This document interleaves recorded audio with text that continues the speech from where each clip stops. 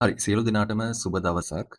අද අපි බලන්න යන්නේ කොහොමද බටේමුල්ල ජාතික පාසලේ නිල වෙබ් අඩවිය ඇතුළු ඉගෙනුම් කළමනාකරන පද්ධතිය. එහෙම නැත්නම් බටේමුල්ල ජාතික පාසලේ LMS එකේ වැඩ කටයුතු ටික කරගන්න කියලා.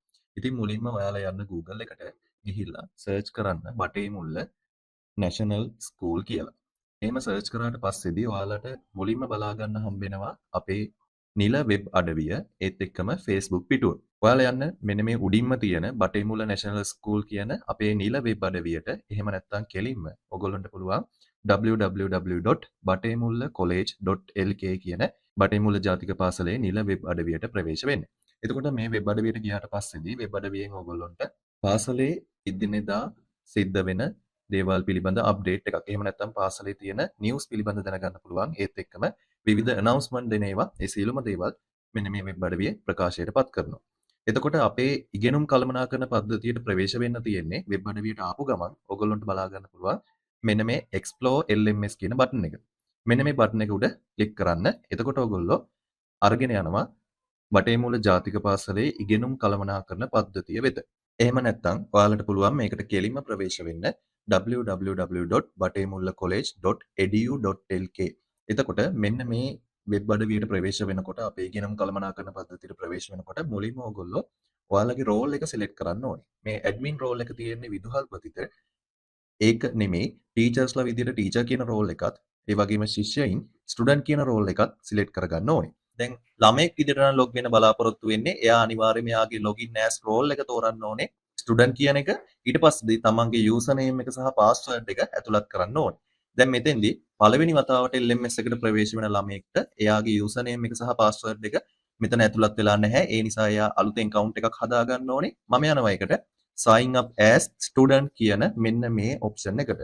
sign up as student කියන තැනට ආවට පස්සේදී ඔන්න දැන් අපේ රෝල් එක ස්ටුඩන්ට් බවට තේරිලා තියෙනවා. මෙතෙන්දී ඇතුළත් කරගන්න ඕනේ ළමයාගේ පාසලේ ඇතුළත් වීමේ අංකය. මේක රෙජිස්ටර් නම්බර් එක නෙමෙයි පාසලට ඇතුළත් වූ අංකය මෙතෙන්ට ඇතුළත් කරගන්න ඕනේ. මම ඇතුළත් වීමේ අංකය විදියට ඔන්න ඇතුළත් වීමේ අංකය දෙනවා. ඊට පස්සේදී තමන්ගේ පන්තිය මොකද්ද? තමන් ඉන්න පන්තිය මොකද්ද සහ තමන්ගේ ග්‍රේඩ් එක මොකද්ද? ඒ විස්තර අපිට මෙතෙන්දී ඇතුළත් කරගන්න පුළුවන්. මම තෝරගත්ත 10 වසරේ A කියන පන්තියේ ළමයෙක් තමයි මේ ඇතුළත් කරන්නේ. මේක තමන්ට තනියම කරගන්න පුළුවන් වැඩක්. ඊට පස්සේදී තමන්ගේ මුලකුරු සමග නම උදාහරණයක් දීලා තියෙනවා. නම දෙන්න ඕනේ මුලකුරුත් එක්ක. ඔන්න මම මෙතන නම දෙනවා මේ විදියට.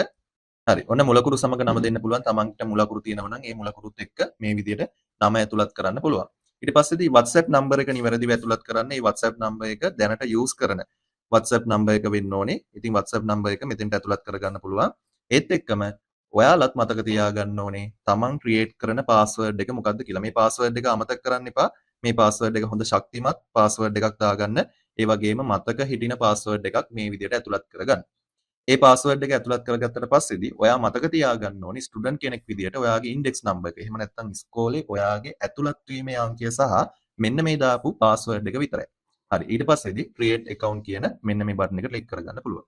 හරි. ඒ විදිහට බටන් එක ක්ලික් කරාට පස්සේදී ඔයා සාර්ථකව රෙජිස්ටර් වුණා කියලා මෙන්න මේ විදිහට මැසේජ් එකක් එනවා. දැන් පුළුවන් පල්ලෙහා තියෙන login here කියන බටන් එකෙන් ඔයාගේ ස්ටුඩන්ට් account එකට log වෙන්න. ඉතින් user name එක විදිහට ඇතුළත් කරන්න ඉස්සෙල්ලා ඔයා දීපු ඔයාගේ පාසලේ ඇතුළත් වීමේ අංකය.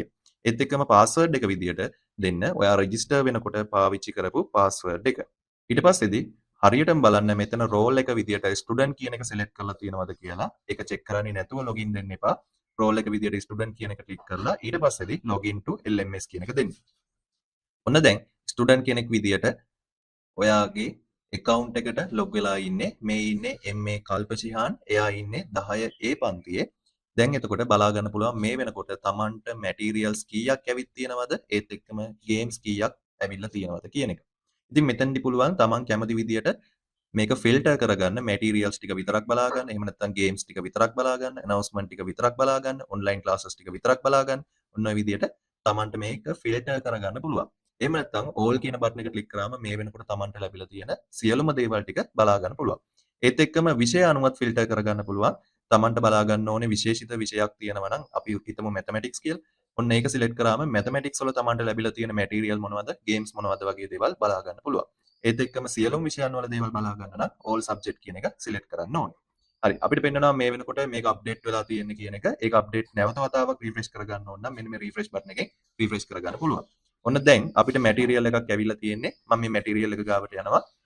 අපිට පෙන්නනවා ඔපරේටිං සිස්ටම් වලට අදාළ මැටීරියල් එකක් දාලා තියෙන්නේ. ඔන්න පුළුවන් ශිෂ්‍යයාට මේ මැටීරියල් එක තමන්ගේ කම්පියුටර් එකට එහෙම නැත්නම් තමන්ගේ ස්මාර්ට්ෆෝන් එකට ඩවුන්ලෝඩ් කරගන්න. එතකොට ටීචර් අරහින් එවපු PDF එක මෙන්න මේ ඩවුන්ලෝඩ් බටන් එකේ ගිහුවම තමන්ගේ ෆෝන් එකට එහෙම නැත්නම් තමන්ගේ කම්පියුටර් එකට ඩවුන්ලෝඩ් වෙනවා. ඊට පස්සේදී ඔන්න ටීචර් දාලා තියෙනවා එඩියුකේෂනල් ගේම් එකක්.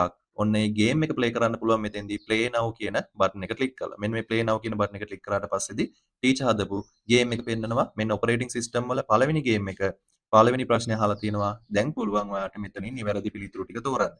හරි. ඔන්න මේ විදියට නිවැරදි පිළිතුරු ටික තේරුවට පස්සේදී මේ තෝරගත්ත පිළිතුරු වලින් ඒ ලබා දීපු පිළිතුර නිවැරදිද? එහෙම නැත්නම් ඒ පිළිතුර හරි උත්තරයක්ද වැරදි උත්තරයක්ද කියන එකත් ඔයාලට පෙන්නනවා. සබ්මිට් ආන්සර්ස් කියන එක දෙන්න. ඊට පස්සේදී ඔන්න දීපු පිළිතුරු වලින් එකයි නිවැරදි 150යි ලකුණු කියන එක මේ විදිහට බලා ගන්න පුළුවන්. ඊට පස්සේදී තව ගේම්ස් තියෙනවා නම් ඒවා ප්ලේ කරන්න මෙන්න මේ back to games කියන එකට යන්න. එහෙම නැත්නම් සියලුම ගේම්ස් ප්ලේ වෙනකොට ප්ලේ කරලා ඉවර නම් ඔයාලට පුළුවන් නැවත වතාවක් බෑක් කරලා ඔයාගේ මෙන්න මේ ඩෑෂ්බෝඩ් එකට යන්න. ඒත් එක්කම ලොග් අවුට් වෙන්න අවශ්‍ය වෙනවා නම් ලොග් අවුට් කියන බටන් එක ක්ලික් කරගන්න පුළුවන්. ඔන්න ඔය විදිහට තමයි බටහිමුල ජාතික පාසලේ ඉගෙනුම් කළමනාකරණ පද්ධතිය භාවිතා කරන්නේ.